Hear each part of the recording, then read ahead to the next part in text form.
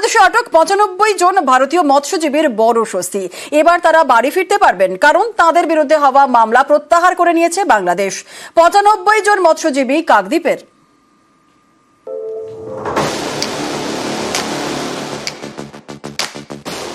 ২৪শে ডিসেম্বর মঙ্গলবার ভারতের জেল থেকে ছাড়া পান বাংলাদেশের ১২ জন মৎস্যজীবী। এবার বাংলাদেশ থেকে ছাড়া পাচ্ছেন ৯৫ জন ভারতীয় মৎস্যজীবী, প্রত্যেকেই কাকদ্বীপের। তাদের বিরুদ্ধে হওয়া সব মামলাই প্রত্যাহার করে নিয়েছে ঢাকা।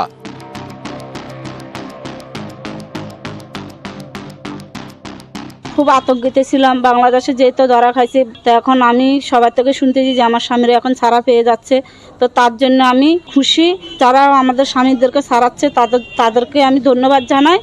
প্রায় ২ মাস আগে কাকদ্বীপের ৬টি ট্রলারকে আটক করে বাংলাদেশের উপকূল রক্ষী বাহিনী। অভিযোগ, মাছ ধরতে গিয়ে ট্রলারগুলি বাংলাদেশে ঢুকে পড়েছিল। এই ৯৫ জন ভারতীয় মৎস্যজীবীকে ফেরাতে রাজ্যের তরফে কেন্দ্রকে চিঠি দেওয়া হয়। অবশেষে তারা মুক্তি পেতে চলেছেন। তাদের জন্য দিন গুনছে কাকদ্বীপ। বাংলাদেশের স্বরাষ্ট্র দপ্তর আমাদের ৯৫ জন ফিশারম্যান এবং যে ৬টি ট্রলার আছে তাকে মুক্ত করে দিচ্ছে এবং খুব শীঘ্রই ২ দেশ থেকে একটা জায়গায় নিয়ে গিয়ে দুজনের বন্দি বিনিময় করা হবে। ভালো লাগছে, ভাবিনি যে এত তাড়াতাড়ি ছেড়ে দেবে। মমতাদিকে ধন্যবাদ জানাচ্ছি, ওনার কাছে অনেক কৃতজ্ঞ আমরা। মাস ৩ আগে জল সীমান্ত পেরিয়ে ভারতে ঢুকে পড়েন বাংলাদেশের মৎস্যজীবীরা। তাদের আটক করে জেলে রাখা হয়।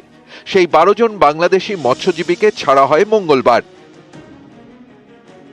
এবার বাংলাদেশের জেল থেকে মুক্তি পেতে চলেছেন কাকদ্বীপের ৯৫ জন মৎস্যজীবী।